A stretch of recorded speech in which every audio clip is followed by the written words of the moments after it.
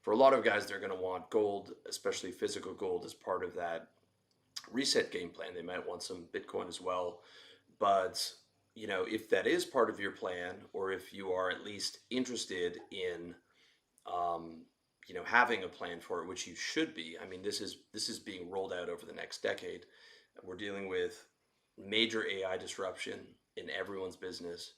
We're dealing with the massive change in a global governance system that's going to be applied in all countries, and then we're dealing with a reset of the monetary system, which we haven't seen since 1971, post Bretton Woods, where Nixon delinked the U.S. dollar to the gold standard. And this reset is coming with central bank digital currencies, the removal of cash. It's going to completely change the nature of money, where you're going to have to KYC log in to get your actual currency. It's going to be tracked and traced. It might be programmable. That's being thrown out there. There might be limitations on the amount you can own in your personal bank account. Although I think in your business bank account, you're going to be fine, because there's still going to be rules available you can use to stay wealthy, because this is going to be implemented by the wealthy people. Again, that's all covered in the course, revolutionarylifestyles.com/great reset, as well as in my net worth course, and which you can find at the same link. And both of those are designed to get you through this decade with your survival intact financially, your freedoms, which are going to cost you more, right? To buy the carbon credits to eat what you want, to buy, to make sure you've got the right social credit, and if you have to make donations to charity, to buy that and things of that nature, to pay for the ESG tax on your business, the implementation of ESG governance on your homes. And this is not some wild theory. If you actually dig in and investigate the white papers, like we've done in the RLD Brotherhood, revolutionarylifestyles.com/brotherhood, you can see that this is out there, openly spoken about, and going to be implemented. This is not a political viewpoint on this. I am a cold-hearted observer of reality and a player in the game of life. My message to you since 2012 has to also become a player, and the rules of the game are changing, and you need to be properly prepared, both in understanding what you're doing.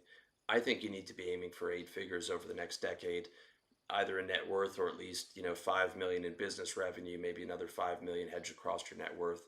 We're talking about top 50,000 to top 200,000 in the world out of 6 billion people, if you want to know that you're going to get through this thing for sure, as opposed to just betting on Bitcoin and fingers crossed and hoping that it goes to the moon, and you're still able to convert it into something you can use 5-10 years from now, because chances are there'll be more countries like El Salvador where you can actually spend the Bitcoin, but there's also a high chance that there's going to be a lot of pressure against that, and a lot of countries that aren't going to allow any type of Bitcoin spending. So at some point, when you want to buy something in a lot of countries, right, and I've got guys from every country in the world, you're going to need to be able to convert it to whatever that country's CBDC is, or whatever the kind of e-payment system that they would have in that country, where in Thailand, for example, it's Line Pay or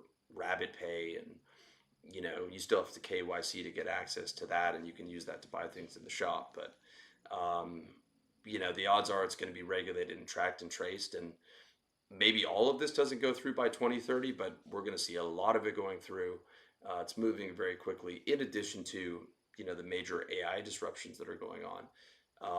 This is the most chaotic governance, economic, and financial time that we've probably seen in the last 100 years, if not hundreds of years.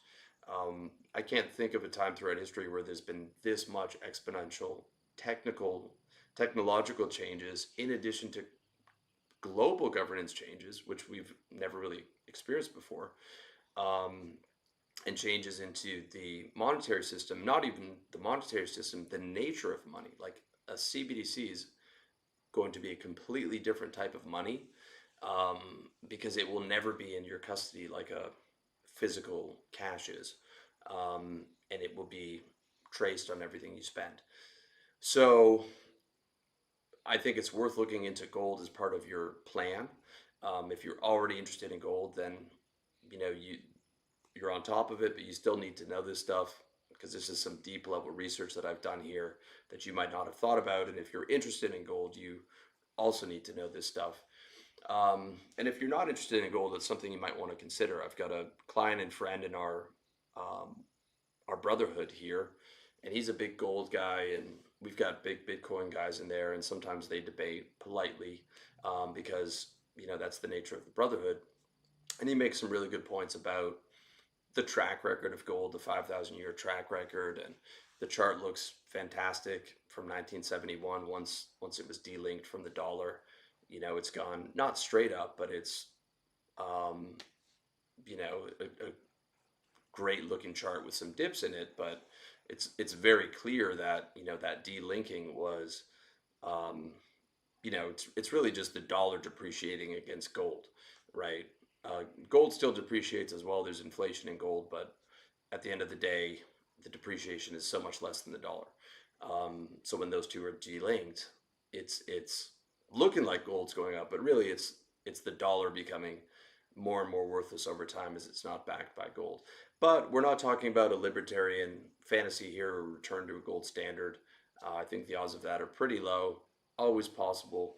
We're talking about what to do with paper gold, things of that nature, but more specifically physical gold, because I don't see a huge incentive to buying paper gold if you're looking to get into gold, because I think the reason you're looking to get into it is to have something that you can custody on your person or custody in a facility that's physically held, um, and not tied to basically a derivative, which is what paper gold is held online, right? Something you can physically own and hold and look at and feel a sense of security that that physical asset is going to have value.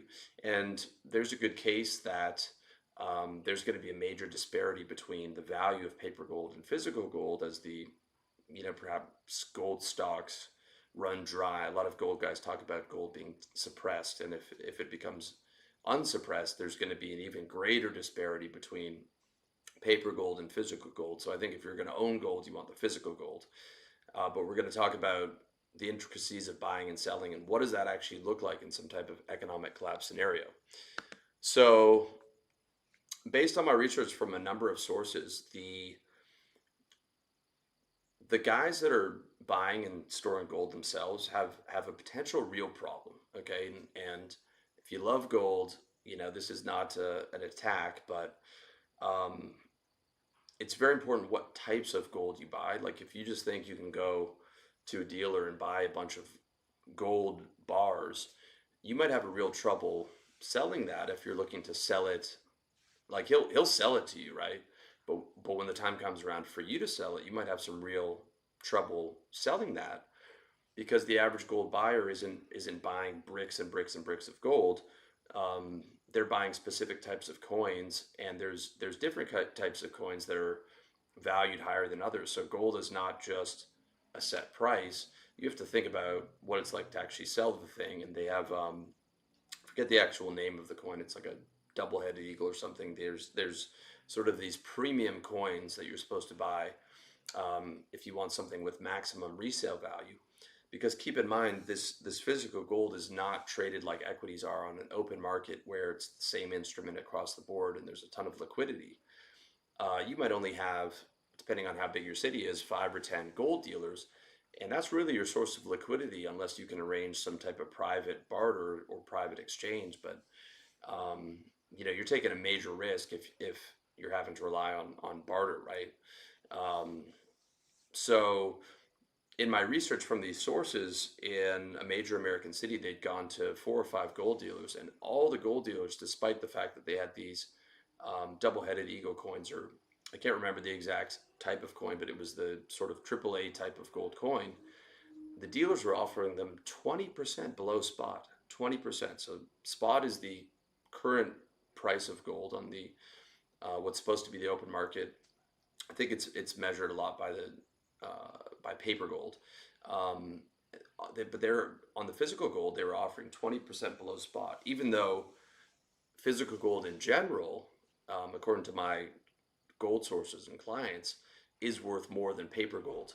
Um, and there's also a massive disparity or massive differential between what country you're selling gold in. And, some countries will, um, give you a better rate than the spot on physical for it.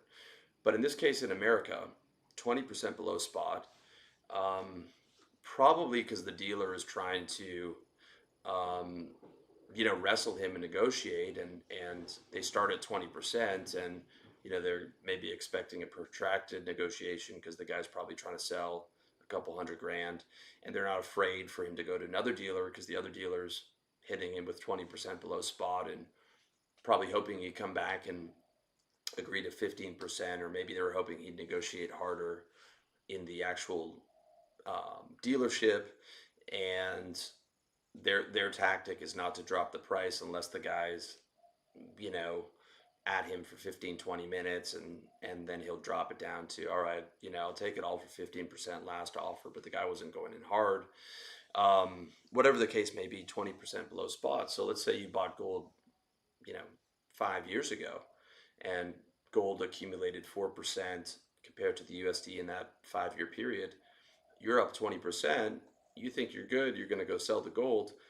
He's telling you 20% below spot. You just lost all the dividends you made on that investment, right? Monstrous, and very important to know.